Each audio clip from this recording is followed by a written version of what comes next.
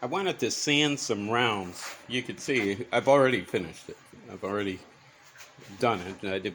I was going to record it, but I wasn't sure it was going to work well.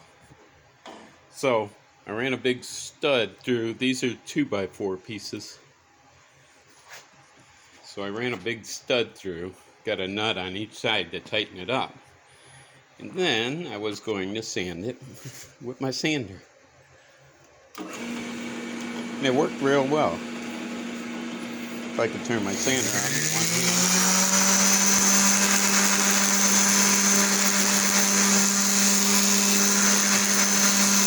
Put a radius on it.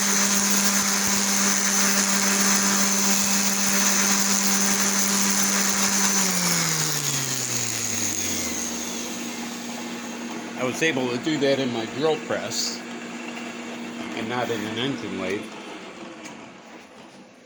And you know what? It came out pretty darn good. I'm as happy as a lark.